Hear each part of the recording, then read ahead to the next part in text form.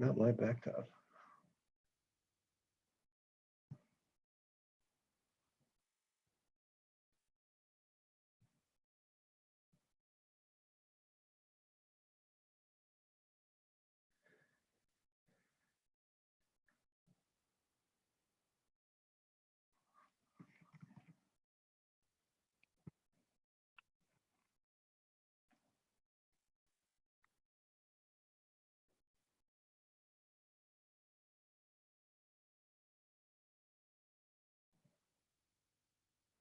Yeah.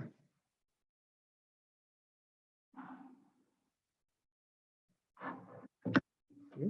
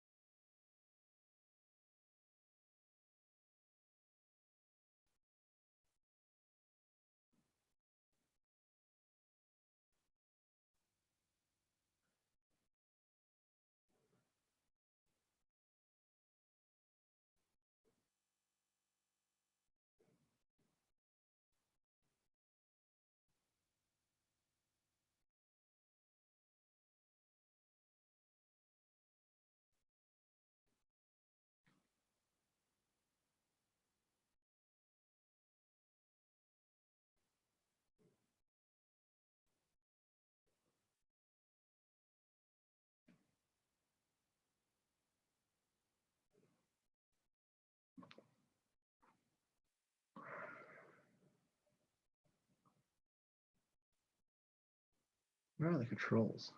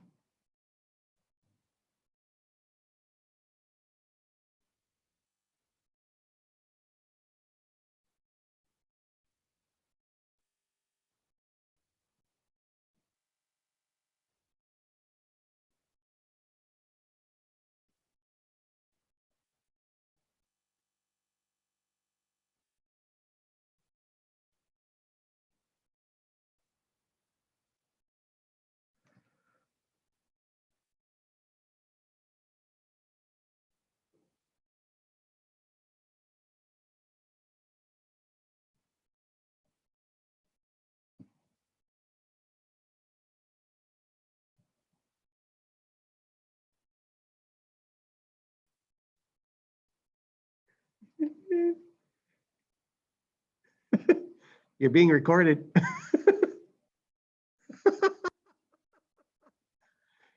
Thanks.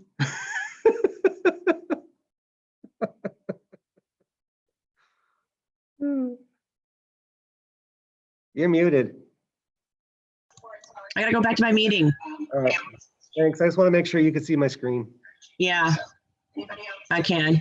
'Cause I have all the TVs and microphones working. I just wanted to make sure I pushed all the right buttons. I never did this before.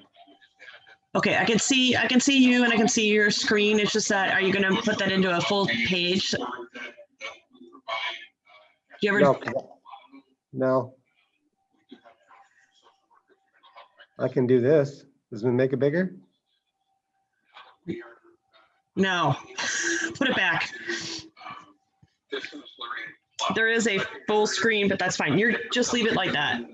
All right, thanks. Okay, and I don't see you having any other tabs open, so that's good. All right, see you, masked man. I gotta go back. Yep, thanks. Okay, bye, love you.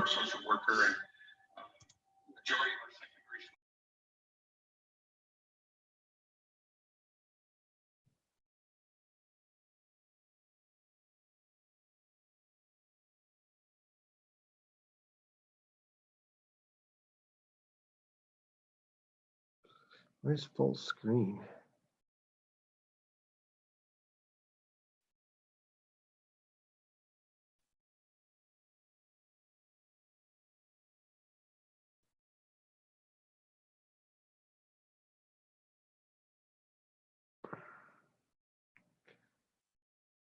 That's still the same. Whether I do full screen or not, it looks the same.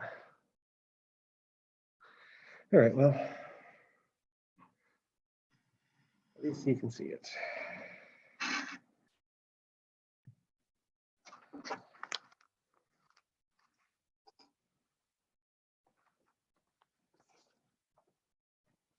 Hello. See ya. Just wanted to make sure you got on okay. I did. I appreciate it. I saw your note. Luckily, I have an adapter because I don't have this port on my computer. So I have an adapter that makes it to HDMI. Oh, you can buy that? Yep, I bought that at Best Buy. Are you? It actually it's a special. These are Mayo laptops, so it actually has a special different port. I forget what it's called, some fast port, but it converts it to an HDMI because most places need HDMI. Yeah. And so they actually make something that actually goes in both these and the big ones that convert it to an HDMI. Best Buy, they have all the adapters. I bought it because I give a lot of talks, and so I have 3 adapters. One that goes to this, one that goes to the, the monitor ones that have the prongs, the old-fashioned monitors, where they had the little prong, the wire prongs. I have all these different adapters that I bought so that no matter where I go, I can usually hook up. And then I figured out wall plate is the little notebook. And then I saw your note hit the displays and the TVs came up, the mics came on, and I just had my wife call in. I said to make sure she could get in. She called in. I admitted her. So. Actually, I had taken a sequence of pictures, my camera, and we're going to do the process of doing a PowerPoint. Oh, yeah. Kind of lead you through all the steps you went through there. Yep. And I thought she was going to leave a copy of the print here. So when you leave, just shut it all down, hit power down. no, you just have to go back and go back to the close this and go back to the schoolhouse. Yep. And walk away. Okay. It shuts down automatically. Okay. Yeah. That's easy. Yeah. So, cool. Okay. Well, Thank you. I think you're good to go, but yeah. So you got the tiny house and what else? Tiny house, and then Steve wants the city attorney to draft language for that subdivision. But that'll be a council. HAS thing, I haven't heard anything since December, mid-December. Have you gotten a survey yet? 2 surveys. You gotten 2 already? Okay. Yep, I got 2 surveys. The first survey was maybe 2 weeks ago, and the last survey was just this past week.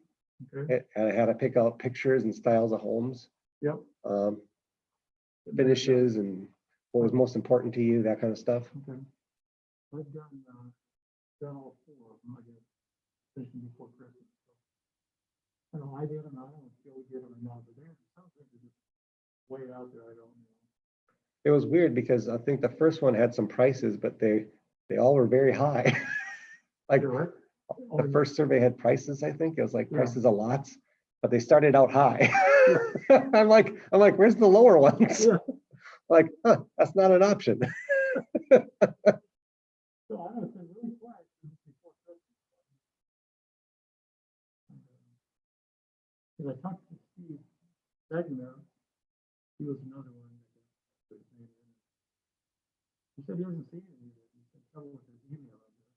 He sent, It was weird because I got the first survey that came, it said it was the forest survey, but you clicked on it and it said you couldn't do it yet. So then I got an email and they gave me the first survey. So that was like, okay. And then, like I said, this week I got the second survey, okay. and I'm still waiting for the Supposed to be third. like over a 3-week period or something. Yeah, so I'm still waiting for the third and fourth ones, but I figured, but it was weird because the very first one said this is the fourth of four surveys. And I'm like, what happened to the first three? I never saw them. So I clicked on it, but it wouldn't let me do anything. So I'm like, okay, I think they did something backwards. And then sure enough, they sent me the next day, the first one. And that was land. Yeah, that was the land. And then this last one was the housing, the finishes and that kind of stuff.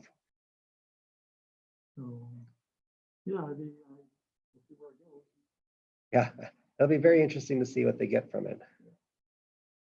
But All right, well, if you're under control here. appreciate you coming checking on me and Yeah, your no note. problem. So, Because I did email Kathy. I said, is there anything I need to know? And she didn't reply back. So figured, okay. all right, have a good night. Drive safe. Starting to get slippery out. Are you going in tomorrow? Or? Yep, I got full days. I got meetings and things, and with my some of the things I'm on, it's easier for me to be there than try to remote in on this tiny little laptop. Okay. So,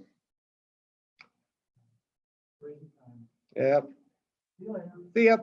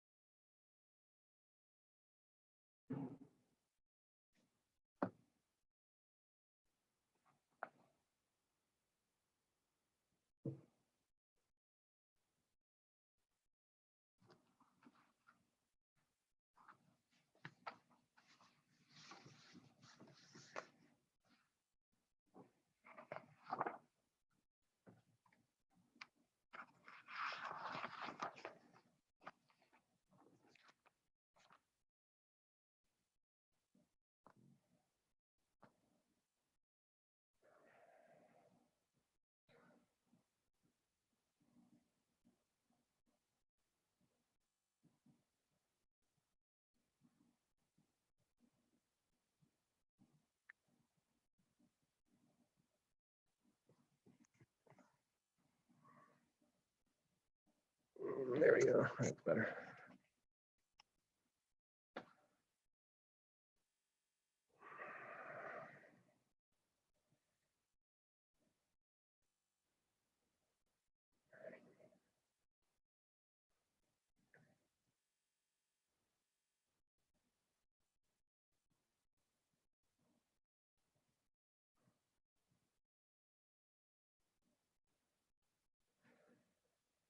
I just need my committee to show up.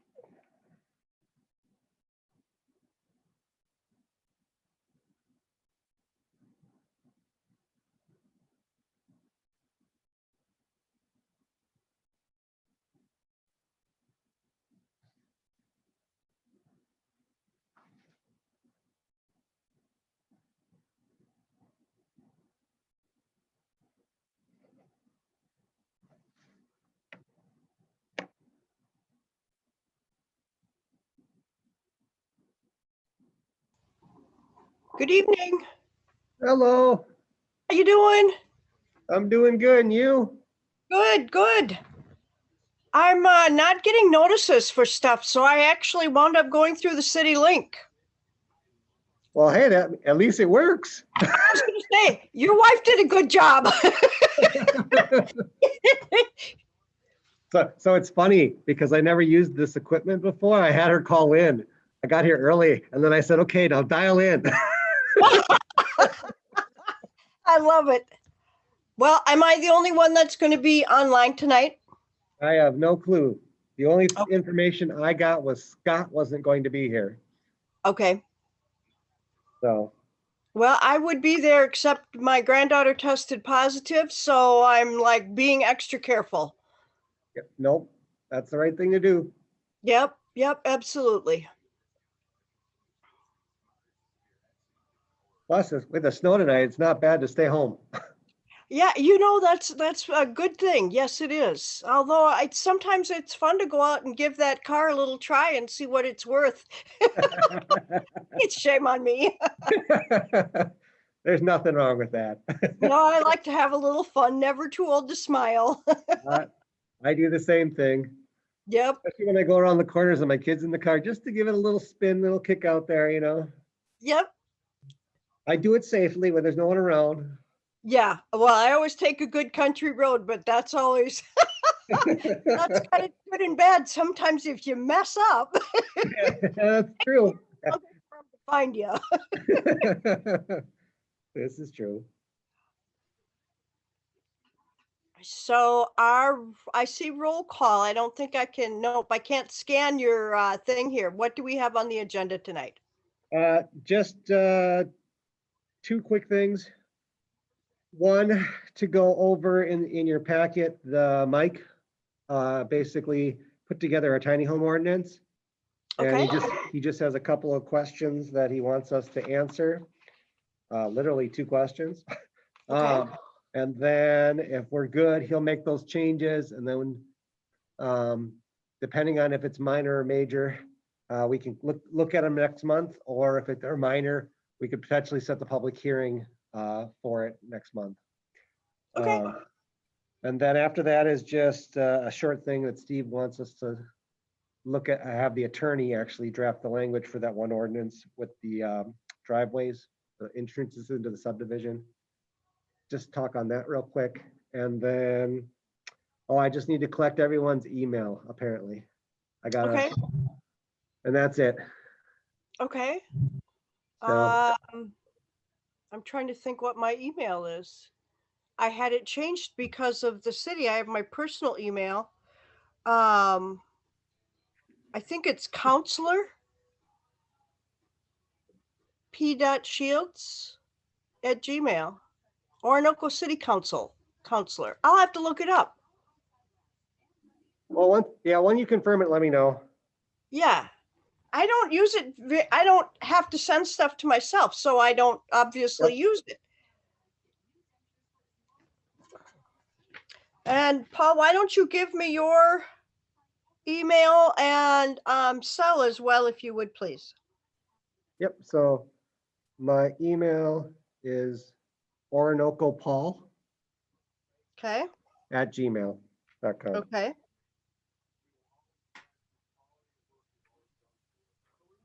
One second, Okay. Jose's here too. I just want to. Can you do me a favor? I need to get your.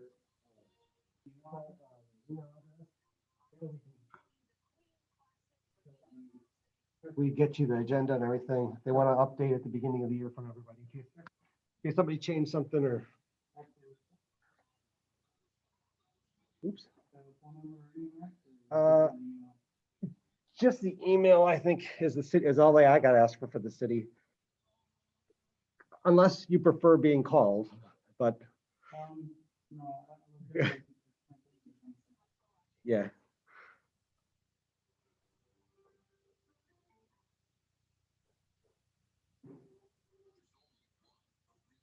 And did you say yours was Orinoco City Councilor or just Councilor, Trish? I think it's Orinoco City Councilor. P.Shield. P.Shields. Yep. Again? Oh, God, it's somewhere. And then do you have my cell phone, Paul? I do not. Okay, I'll flip that at you quick. 507-254-9900. And then mine, just so you have it, Yep, is 262-389-4433. 4433. Okay, got it. Thank you. Yep. Yeah, when we had our personnel meeting today, we discussed having everyone have the different people for the group Yep. available. Yep, their information available.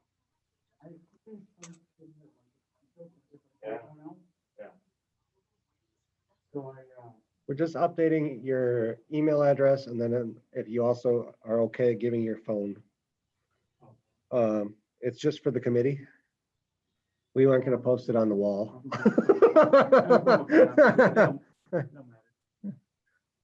Yes.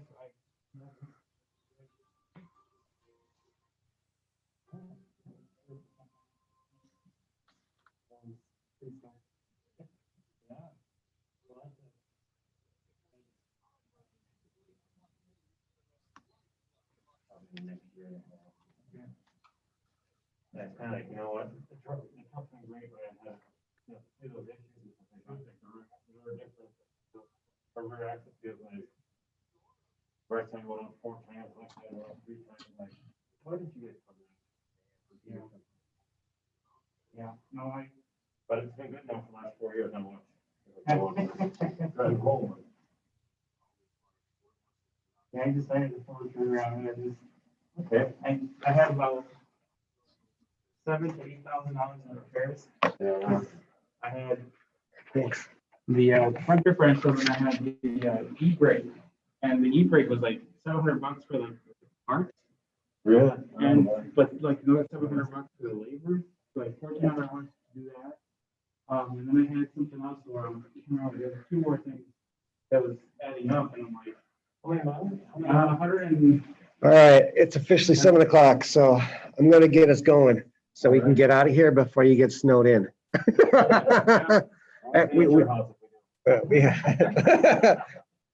We have a quorum. Just so you guys know, Tricia is on the line. So she can hear us. Hey, Jim. Jim, if you do me a favor, we're updating like all committees and full members. Latest and greatest. All right. So 7 o'clock call on the meeting order.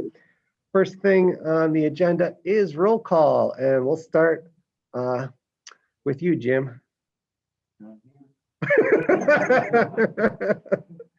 Fantastic. All Janetto and Trish. Trish, Fantastic. We got a full house. Scott was not going to make it tonight. I did get notice that he can't make it. We're going to be down 1 committee member now with Carl coming off. I'm assuming that Trish and Jim, you guys are going to stay on as our council representatives. Is that correct? Perfect. So then I think what I'll do is I'll have Kathy and Geraldine put an ad in the newsletter if there's anybody interested to fill, because technically we lost a counselor, but we still have 2, so we don't need a council person. We just need another one to keep the numbers at 7. So best way to go is word of mouth, guys. So if you know of anybody interested, please spread the word.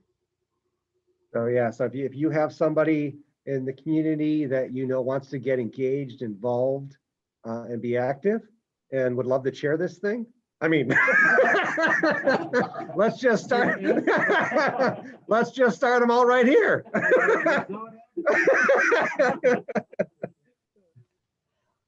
All right. The minutes were sent out in the packet from our last meeting. Hopefully you all had a chance to review them. Any comments, edits, corrections, or changes to note? If not, can I get a motion to accept them? Okay, Mark. Jose, second. All those in favor say aye. Aye. Any opposed? Fantastic. And so the agenda, like I said, we currently have two things on the agenda. I will be adding one last minor thing, which was the phone thing, but we already did it, so I don't have to add it. So we just have two things on the agenda. So if I can get a motion to approve the agenda. All right. And Jim. All right, all those in favor say aye. Aye. Any opposed? Fantastic. All right, so we have two things to do. The first thing is the longest thing, and it's not going to be that bad. All that hard work that we did, putting together the tiny home ordinance and regulations, you know, we ended up with like a 10-page document of notes. We gave to the city attorney. He took that and gave it back, and it's 3 pages. I was like, I typed all this up. How'd that get simplified? But Mike's comment was, he goes, a lot of things we rewrote out and verbatim from other codes and regulations. And he goes, you don't need to do that. So that basically you don't have to recite the entire code of ordinance. All you need to do is basically reference it. So that's what he did. So the simple part of it is he took all of our language for the tiny homes, where we put out everything, details about plumbing codes and everything. And because all that's in the Minnesota State Code, we don't need to put it into our ordinance. All we did is reference it. So in your packet tonight, again, this is our first thing on our agenda, is he put together that essentially now 3-page ordinance in the appropriate legalese or ordinance language, so that it can be really adapted into our code book. And then we can go through that, because he's got a couple questions or comments for this committee to just comment on, so we can finalize it. And if we have minor edits, what he'll do is he'll make those edits, and we can potentially set a public hearing for next month. If we have major edits, he'll go back, remake those, and then next month we'll look at those edits to make sure we're happy with them. And then the public hearing would be in March. Okay. All right. So in the packet, I also did put the copy of all our hard work. So our committee's hard work on the tiny home ordinance, and everything in yellow is the stuff that he basically took out and just referenced the Minnesota State Code or the appropriate ordinance, so that we didn't have to spell it all out. Okay. But you do have what we have, so you can see that it was incorporated into the tiny home code. The last part of that was also, he gave us 2 PUDs or plan unit development codes, one from Palm Bay, Florida, and then another from a different area. I don't remember exactly, Georgia or something like that. Yeah, but that'll come up during our discussion. That he had a couple questions for us on if we wanted to change things or update things.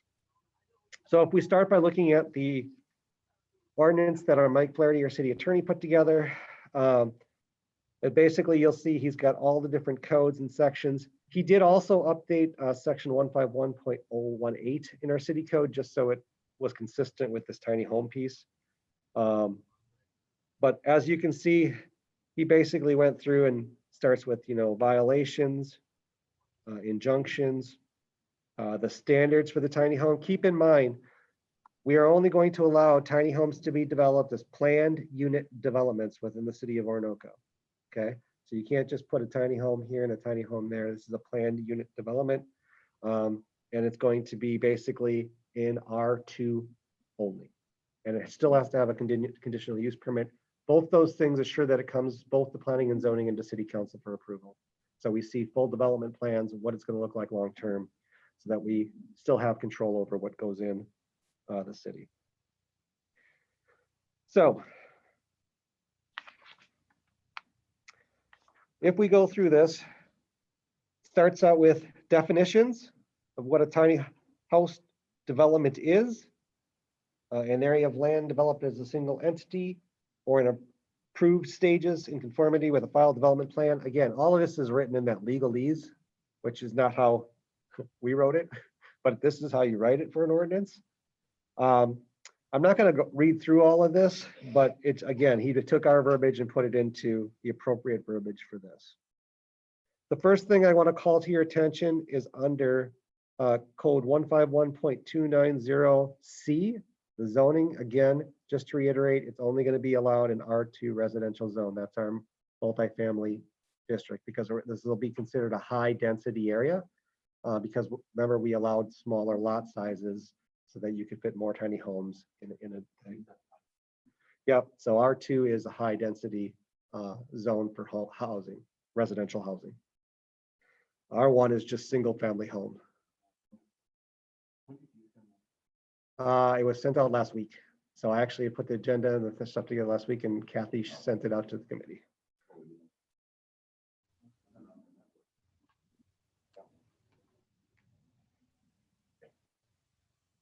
The other thing I'm going to call out area 2 is, remember that fun chart that we went through under section D, minimum lot areas? He copied that verbatim.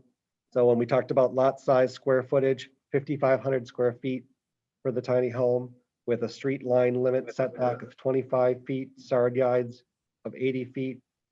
All of those things that we hashed out at our meeting, all of those are kept and in there because this is an exception to our code for housing right now in R1 and R2. So all the things that are unique to tiny homes, he did call out. Landscaping of the lot, except for areas used by tiny homes, patio, sidewalk, or hard surface off-street parking, the entire lot should be maintained with grass or natural landscaping. Lot maintenance is required. Tiny homes should be maintained by the owner in an attractive manner in compliance with all provisions of the Orinoco City Code and state law. If you remember, one of the things that we were concerned about with tiny homes is the lack of a basement or foundation for safety, and with storms, tornadoes, potential things, we had asked essentially to treat this more like a trailer park and have a storm shelter. So that's in here. So under number 4, storm shelter, as a condition of subdivision approval, the tiny home owner must submit a plan that basically the plan unit developer must submit a plan to construct and maintain a storm shelter for open use by residents of the tiny home development.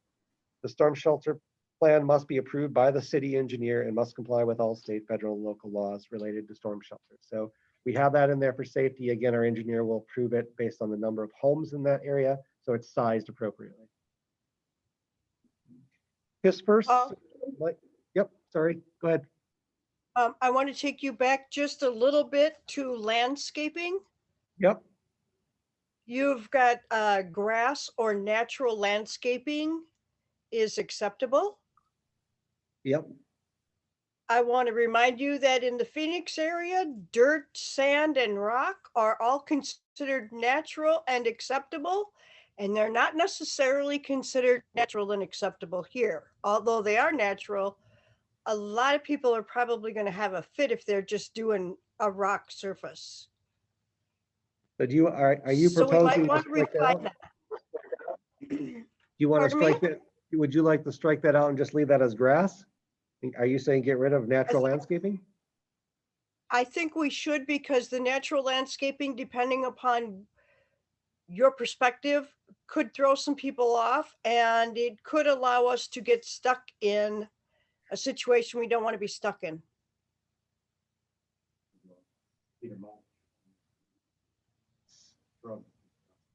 So I don't know if you can hear Mark, but Mark's question was, what about like mulch, shrubs, and that kind of stuff?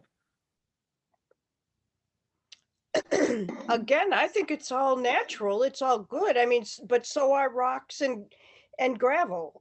Like I say, it's perspective. It's just, do we want to limit? Do we want to be, like I say, I mean, we could have some neighbors getting upset with the other neighbors. Yeah. I think maybe what we need to do is have it maybe be consistent throughout the tiny home community. Does that make sense? Yeah. So, yeah, okay, I see what you're saying. Because, yeah. Well, But is Chris proposing that everyone has to have, is that what I'm hearing, or So I don't know if you can hear Jim, but Jim's question was, are you proposing that has to have the same essentially yard and landscaping? No, certainly not. I think, if someone wants to plant fruit trees or another wants to plant, some kind of natural barrier or wall, like yew trees or something like that, I, I think that should be perfectly acceptable. I'm just trying to watch out for the ones who maybe want to be really lax on this Should be and covered get by by with something. acceptable landscaping. I mean, Well, acceptable landscaping approved by P and Z. easy, So Jose's recommendation was, what if we kept it as lot maintained with grass or natural landscaping as approved by like P and Z or something, or city council? How about I take it a step further and suggest that we let the association Yeah. determine the landscaping? yeah. But the association would have to follow the guidelines that we put forward, but then the association, if they wanted, they could pick, from our guidelines and say, okay, this is, they might say, I don't want any P-rock, let's say, they could, they could pick that for their association. So essentially approved by the as approved by the homeowner association, but consistent with city code. Right. There you go. Trish, are you okay with that? Absolutely, I think that's perfect. I just don't think the city should be micromanaging. Nope, I'm good with that. Thank you. You're welcome. Thanks for bringing it up. And is there something else that you wanted to talk about before I move on to Mike's first question? Nope, go forward. Okay. So on D5, feel like we're playing bingo. Mike's had a question. In other codes for tiny homes, he noticed that some of them have a height limit and roof pitch limit. And so I'm going to give you an example of that. So in this example that he gave to us, under section 904(2), the height limit and roof pitch, this is for the one that's the cottage home one from Palm Bay, Florida. It says the height limit permitted for structures should be 18 feet from the finished first floor height, subject to the exceptions described below in B, where the ridge of the roof is pitched with a minimum slope of 6 to 12. The maximum roof height may be extended up to 25 feet. All parts of the roof above 18 feet shall be pitched. These heights are intended to allow maximum 1.5 story homes. He wanted to know if we wanted to have something like that to limit it so you don't have somebody building a tiny home that's, a 3-story decorative clubhouse. And it limits it to a 1.5 story, which again, remember, tiny homes, we actually said is about a 400 to 900 square foot area. And you can have a loft, an elevated sleeping loft, which would be that 1/2 story elevation. Right. Yeah. So are you guys liking that verbiage from the cottage home development here that I just read? Are you okay with?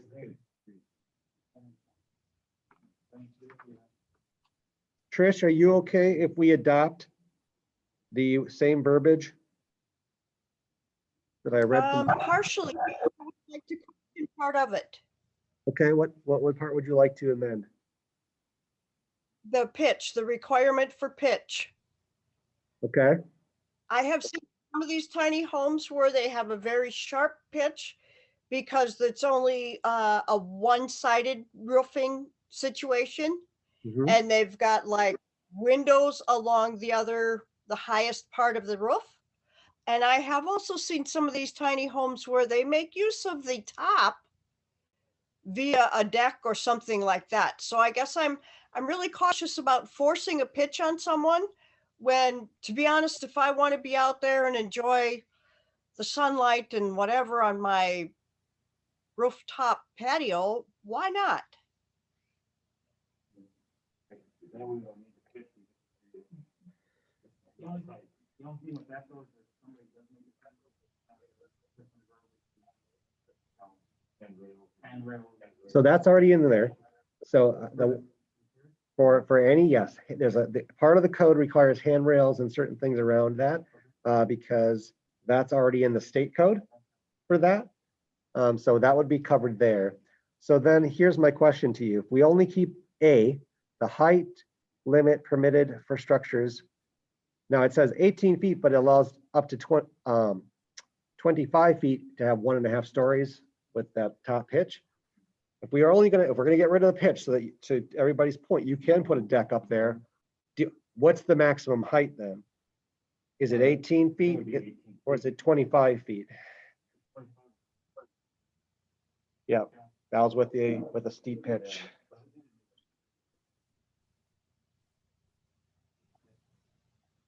Okay. That's how it is. Yeah, that's how it currently is. And then 18 feet, is that enough for that 1.5 stories? I think so, because your ceiling height. Yep, exactly. So Trish, are you So okay? If we make I'm them, not hearing, here's, I'm going to read it back to you, since you can hear me the best. The height limit permitted for structures shall be 18 feet from the finished first floor height. End of story. No pitch. okay? And that way we have a height limit and no roof pitch restriction. So now my next question, being devil's advocate, if we allow someone to go 18 feet and then they put a deck on top of that and they put rails on, they've now extended beyond the 18 feet. So let's just hit that before we go there. This is just for the height limit of the roof. So the roof is 18 feet. Your deck rail and that is not included into that measurement. So you still could have a deck on the top. That would be permitted under the code, but that's it. You're not going to go any higher. Your deck would not be any higher than 18 feet off the ground. Perfect. I'm good. All right. Beautiful. I will have him add that in there.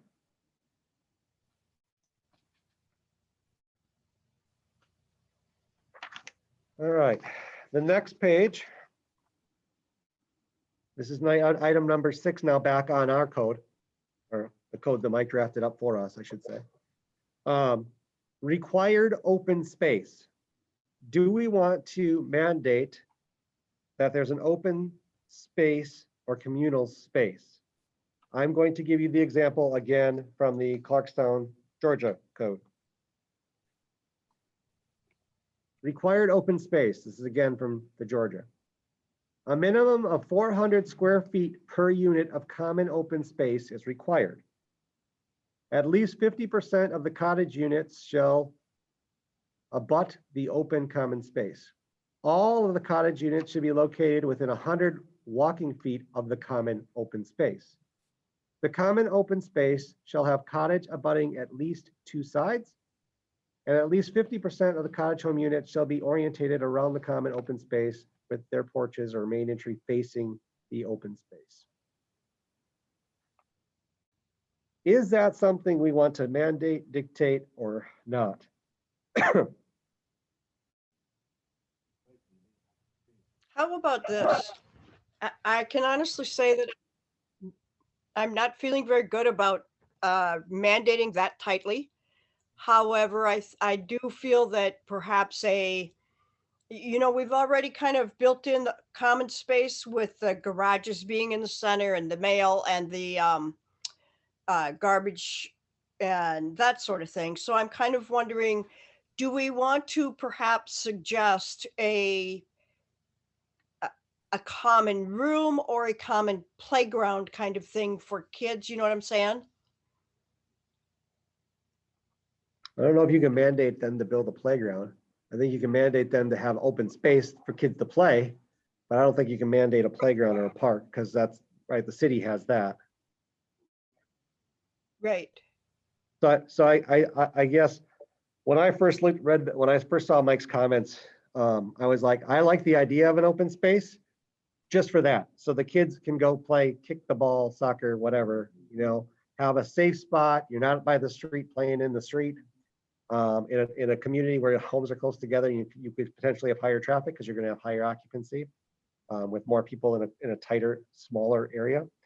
So I like the idea of that, but I agree. I don't want to be so restricted that you got to have the houses facing on this, and it has to be 100 feet from your front door to that open space. I'm like, depending on the lay of the land, it may not facilitate that from a developer standpoint.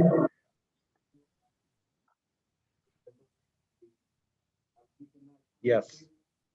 Yes.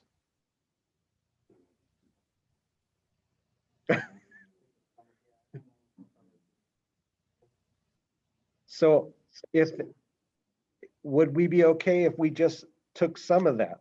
So a minimum of 400 square feet per unit of common space is required. That can be the minimum, 400 square feet.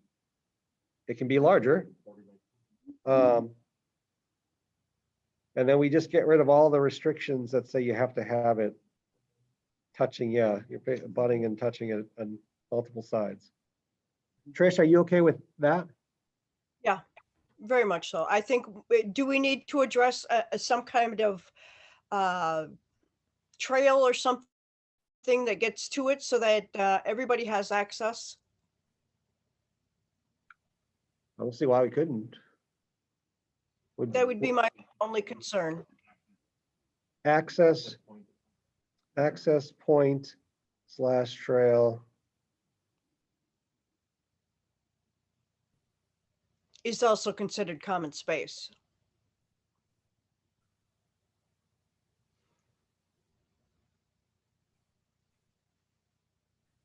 So an access point or trail available to tiny homeowners.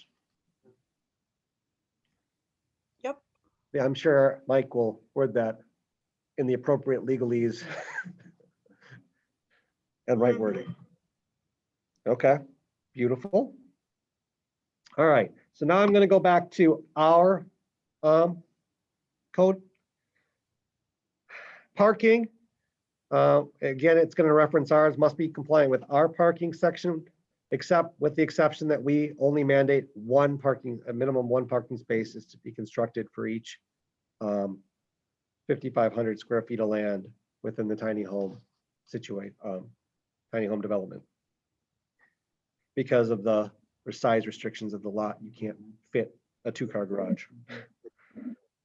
Should you want one? Number 8, I had an issue with this, but I'll read it and then I'll tell you what my issue was and get your guys' opinions. Plumbing and sanitation, all dwellings in the tiny home development must include at least one water closet, lavatory, bathtub, or shower. Plumbing must be connected to an approved water supply and approved sanitary sewer systems. Now, we kept it that way, but Mike added in or private sewage system consistent with the city code. No. When we talked as a group, I'm like, I remember us saying we want them to hook to city sewer and water. We didn't want them to have their own private waste septic type system or compost pile or whatever, composting toilet and stuff. Is that still true, or am I remembering wrong? Paul, if we should go to allowing them to do something private, like a private community septic, we're going against the updated city code, because updated city code does require all housing developments, all single family homes to connect to the septic wastewater management system. Yeah. So they must connect to the wastewater system. We can't go against that because that's what our ordinance says. So one of the things that Mark just raised is what if the city sewer isn't in that area where this development is? Is that why Mike put it in there? I would expect it to be in that area by then. I mean, we're looking at 2022 construction at this point. Yeah.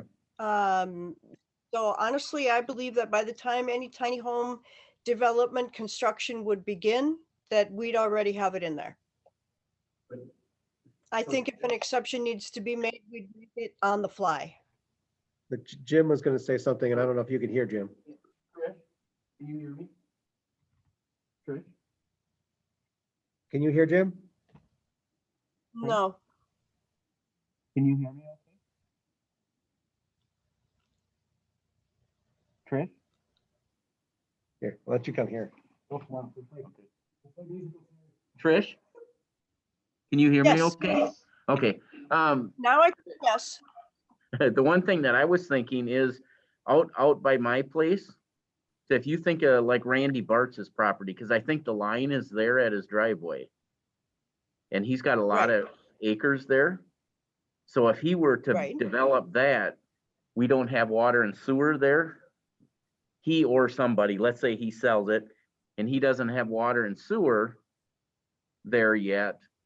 And someone, a developer comes in and wants to create a tiny home community, we would be requiring them to put out, water and sewer. And that could get, they would have to bring it all the way back there. so I have two schools of thought on that, Jim. Mhm. Is that property is technically city property, correct? In city limits, yes. Okay, so I know that every property within city limits is expected to be hooking up to the sanitary waste system. Okay, If for some reason, let's say, we'll just use that property as an example. If for some reason the development of that waste system has not gotten that far, yep, the developer can come back to the city and ask for an exception, but they would be going through planning and zoning and through the city to do that. That Yeah. would be how I think we should handle it, because then we're aware of what's happening and everything is documented. yep. No, I think that's good. No, I agree. Okay, Yeah, good.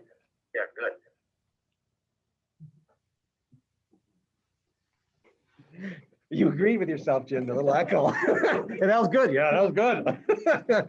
Nice job.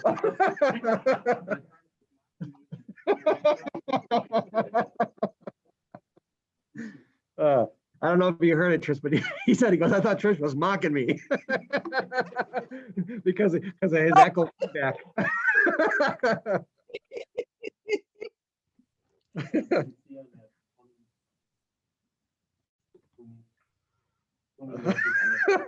Yeah, good point. Okay, so we're gonna take out or private sewage system and just say an approved sanitary sewer system consistent with city code, which again says hook up to a wastewater treatment plant. All right, beautiful. So that was my concern. So thank you for indulging me and telling me I didn't remember incorrectly.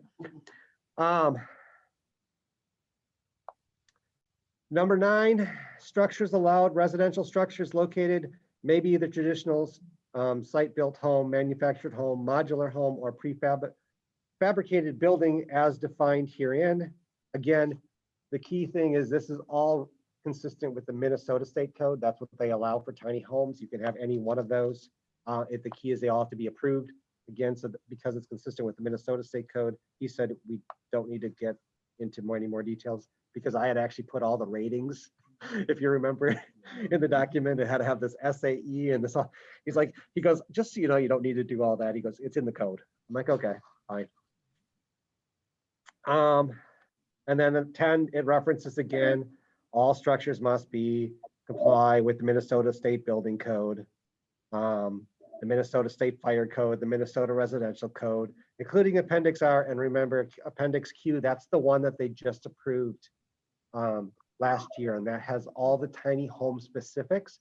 And that's what our building inspectors, when we had them review it, they were really concerned with those, because that's had all the things like the railings, the tread lengths and heights for the loft and the safety, all of that spelled out in there. And so Mike's like, by putting this here in number 10, it says you got to be compliant with everything. And so that keeps it to the appropriate codes, which again, our building inspectors who have to also inspect these things, right, are happy with. So just so you guys are aware. As well as all the Minnesota administrative rules, chapters 1350, 1360, 1361, etc.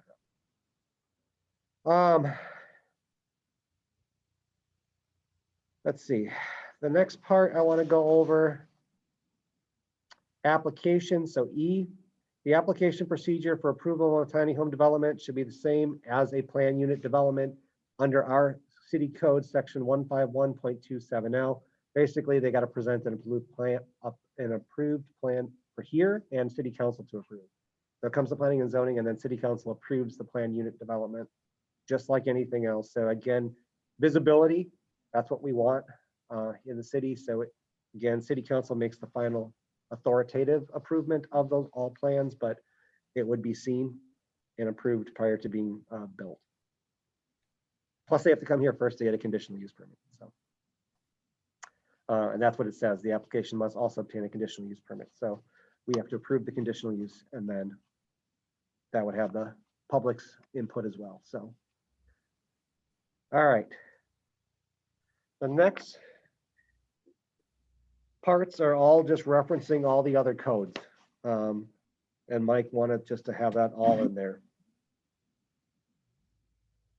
So the two big questions, again, that we're going to go back to him, and well, three big things that I have for modifications from this group, just to make sure we have it. 4, because we also added Trish's comments about the lot landscaping. That's going to be maintained and approved as approved by the homeowners association, but consistent with city code. We are going to have a height limit, but no roof pitch limit, and we're going to take that from the Georgia code. With a maximum of 18 feet from the finished first floor height. And we're going to have a required open green space, a minimum of 400 square feet per unit of common open space, with a common access point or trail available to all the tiny home development. And then the last major change that we have is to remove the private sewage system and just keep it with the approved sanitary sewage system consistent with city code. Those are the 4 changes that I have captured. Did I capture these all? Yes. Okay, beautiful. So those are the ones that I am going to give. So based on those 4 changes, we have 2 options, and I'm okay with either one. I want the committee to be comfortable. We can give those to Mike and look at them next February, at our February meeting, just quickly look at them. If we like them, then we can schedule the public hearing in March. Or if you think, well, these aren't that big, I don't need to see them, we could schedule the public hearing in February. I'm okay either way, but I want this group to be comfortable. And also, you know, if you want to for sure see the final copy to make sure Mike does what we say, it's probably good to do that. We're not in a rush. So in my eyes, I'm like, why don't I just bring it back here in February?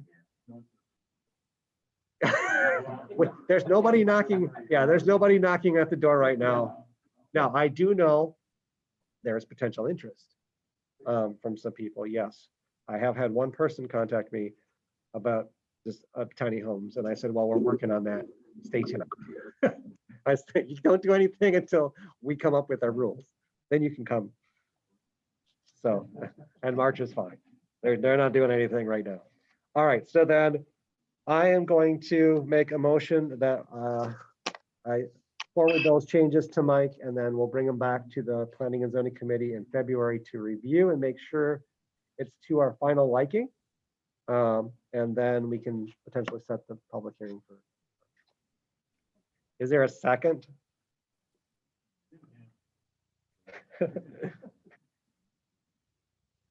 All right. All those in favor? Any Aye. opposed? All right, beautiful. All right, so the last item, this is a carryover from our last meeting. If you remember, Steve McNair had asked us to update the code, the city ordinance 151.281A11, the street layouts. that basically says you have to have a minimum of 2 paved streets serving a development that will generate 500 vehicle trips. If you remember that. He asked us to go look and find language because he was concerned that we didn't want another situation where, whether it's Tom Gauthier or somebody else, but really that's the only one, that's the only property right now or development in city of Orinoco limits that does not meet our code because it was done before that code was put in play. He just didn't want to make sure that Tom Gauthier didn't keep adding one lot at a time for that. You guys all should know there is a development group looking at developing that entire phase over there. Yep, yep. Tom has been in contact. They're out of Chicago, HOA or HNA. Anyways, I know I've gotten a survey from them. They're surveying Rochester, and like Steve Becanera is getting the survey as well for some of the residents over there.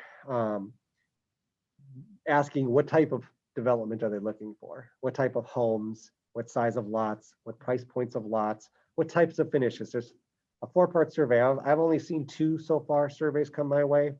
The first one was about lot sizes and prices of what they think would sell. And the second one was on home types, colonial, farmhouse, modern, Tudor, all these, and then finishes. Do you want vinyl, brick, stone? What do you think people in the market like? So there is somebody looking at developing that whole thing. So actually the land all the way from there, all the way to 100th Street. And if that happens by default, that would have to have that second access point for that subdivision. So they would have 2 ways in and out of that development. So that's a good news thing.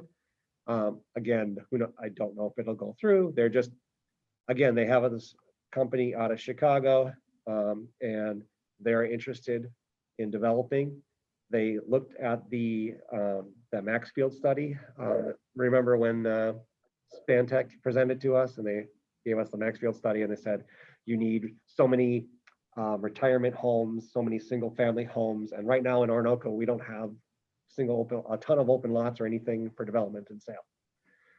And so this developer saw that and said, hey, look, there's a need. There's a big piece of land that Tom's trying to sell and is interested in it, but is doing feedback in Rochester and Orinoco to see if there's more surveys in Rochester, because they're, again, looking at us as a commuter town for Rochester, whether you work at Mayo or wherever, that people would want to buy a home out here with a nice sized lot in a subdivision and then commute. So there's interest.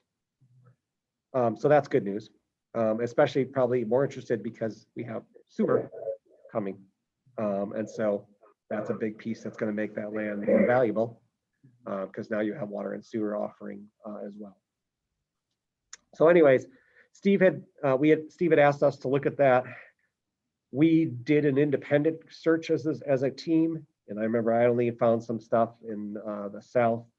None of it ever specified you had to have 2 roads, but the stuff I said I found specified the width of the road. So depending on the number of homes or vehicle trips, it said, you had to have, whether an 80-foot road, a 60-foot road, it went like that. And then our group decision last time was, you know what, send it back to Steve, have Steve draft up something that language he thinks would be good. And it'd be easier to have the committee look at that.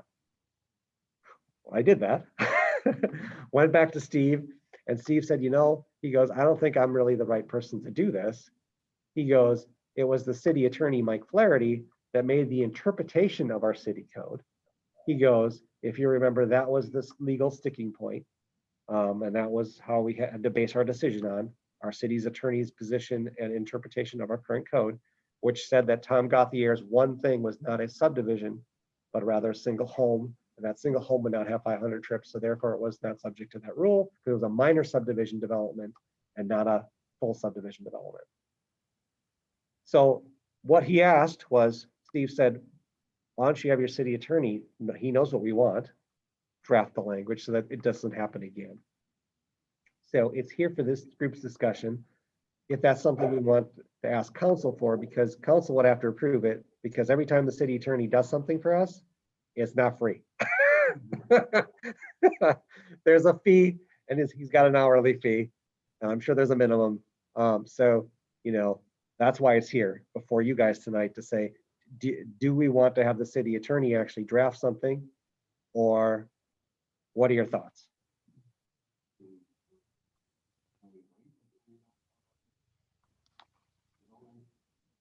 Well, and so here's Steve's point.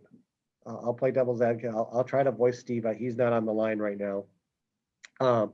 But we're talking about one subdivision. There's only one subdivision. Stantec did an actual thorough investigation. That is the only subdivision that is not compliant with our code. Again, built prior to the implementation of that code. So going forward, every development will have to be compliant with this code as is. So it should never, ever be an issue again. His concern is only concern, and the only reason that he won't like it updated is that so that Tom doesn't do it one lot at a time. Because right now there is nothing stopping that in the code. Theoretically, he could add one lot. Well, Paul, what's stopping that is us. We're already aware of the concern. We're already aware of the problem. And in order for them to put in another single family home, they have to come back to us. We're very capable of saying, you've had your one pass, and I think we could just say, no, it's not going to happen. I don't think we need to hire an attorney and spend $3,000 to say no when we're capable adults.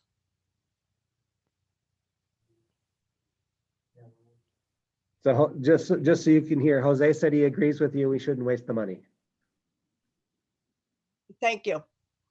Jim? But let me ask, so will this create issue if someone else puts another subdivision in and we were faced with that same thing? I'm in a meeting. I'm sorry. I'll call you back. So the new code, okay. So Jim's question, just so you can hear, Trish and Dana, is that what happens if a new subdivision wants to come in? Could they do like the development did now, where they did not put two entrances in?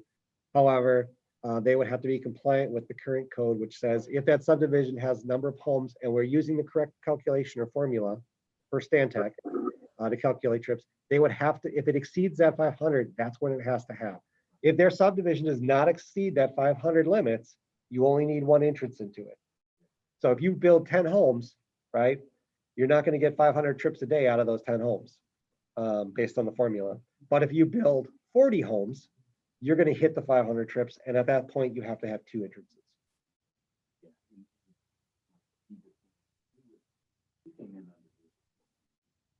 I just wanted to make sure we were good for so wouldn't. Okay.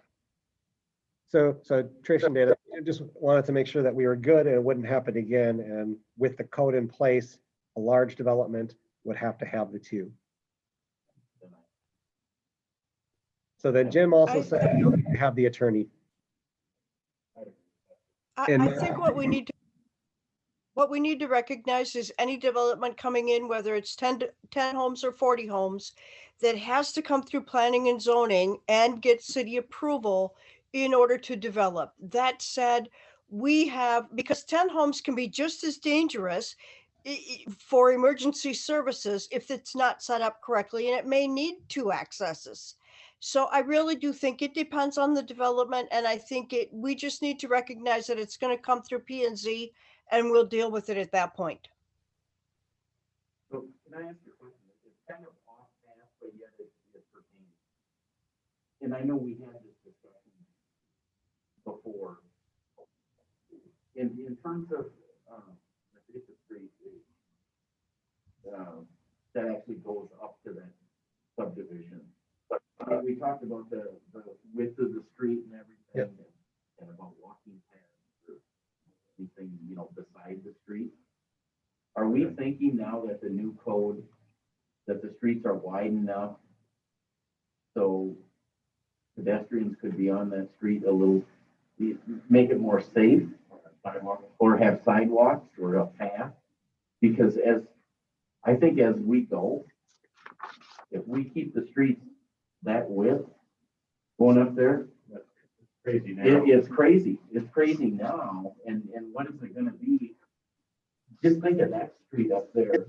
You get something, you get another subdivision. That's gonna be a lot of traffic going through there potentially. And So there's a minimum width for the streets in the code. We currently do not have any sort of mandates on sidewalks or things like that. If that is something that we would want to do, that would require that update to the code. Right now, the only thing we have is, again, those plans still have to come both here and to city council. And so at that point, it could be told that street should be widened. So there is an opportunity for us to look at it. But as of right now, there is not, that you have to have X width. So what I found in those other codes, we don't have that section in our code. And we don't mandate, obviously, sidewalks and stuff like that. That's not something that we mandate, because then there's also liability, who's going to shovel it and clean it and all that stuff. We don't have. So as of right now, the only safeguard we have is, again, it has to come, and city council has to approve it ultimately. So there is visibility on all the plans. It's just a matter of both P&Z and city council need to be aware and look at that, right? When those plans go. That's the safeguard we have. Again, if you want to make something more rigid, then we could look at, in our February meeting of actually drafting requirements, which would be an update to the ordinance. And then we could have a public hearing on it and adopt additional code. So those are your two options. Either we stay as is, city council and planning and zoning are the eyes and ears of the community, or you put it in writing, in which case then it's not a, right? The developers, when they come, they pull the city's code and they look at their stuff and go, oh, this is going to be a hassle for me because I don't want to do that. So they do pre-screen ahead of time so they can try to, minimize issues that the city's going to raise. So. May I offer food for thought? Absolutely, Trish. Trish wants to give us some food for thought. I don't think I want to deal with this tonight at this meeting, and it's not on our agenda, but because we're discussing these points of things, we need to be cognizant of the fact that as a developer comes in, we could be accused of harassing them because we are, let's say, asking for sidewalks or asking for a wider street or asking for a second access or exit. And we need to be aware that if it's in writing, it's consistent and everybody's stuck with it. If it's not in writing, a developer can easily say, you're picking on me. So let's think about that. Let's think about, do we want to draft something minimal? So I'm happy to put that on the agenda for next month to talk about. I'll offer one additional point that I got from Stantec. When I asked him about verbiage for this, if you remember, one of the action items was ask Stantec if they had wording. They told us, or their advice was, P&Z should be cautious about what they mandate in their code. Sort of, Trish, going along what you said about being a devil advocate, they said because if it's too restrictive, a developer will say Orinoco is not developer friendly because you have too many restrictions on my plans or opportunities, and I don't want to develop there because you have all these tight regulations and rules. I got to meet this, and that's going to cost me additional money because that's what the developer looks like. I got to put in a bike path, I got to put in a trail, I got to do this. So he said, you want to be careful. He goes, to your point, Trish, and I think this is where you were going. You put a minimum in, at least this. Hey, if you want to put all those things in, the community is not going to fault you. I mean, we'd love it.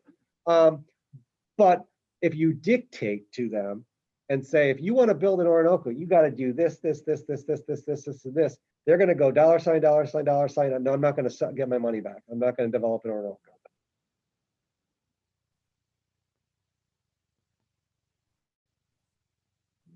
So that was their when I asked them for verbiage, they said, you need to be very careful on what you do or mandate. Minimums are okay, but if you mandate, you got to do all these things, that's going to turn a developer off as well. So what we'll do is next month, we will look at drafting some minimal language that is meets our city's needs and protects the citizens and their safety, but is not overly restrictive that would also hinder development because, again, we do want growth and development in Orinoco. So it's a balance. The safety of our citizens, yet growth and development for Orinoco. Are we in agreement? Does that sound like a plan? Trish, you okay with that? Yep, I like it. Thank you. Fantastic. That was the last thing on the agenda. So, someone want to make a motion for adjournment? Jose, you jumped in real quick there. All right, I'll second it because I agree. I want to get home. It's been a long day. So 7:54, we will end this meeting and thank you all very much for attending. Again, next month we'll bring back that revision from the city attorney. So we'll see that and we'll have our discussion. All right, I appreciate everyone joining in. And Dana, thanks also for calling in. Drive safe, everybody. Thanks, Trish. Have a good day. Yep, you too.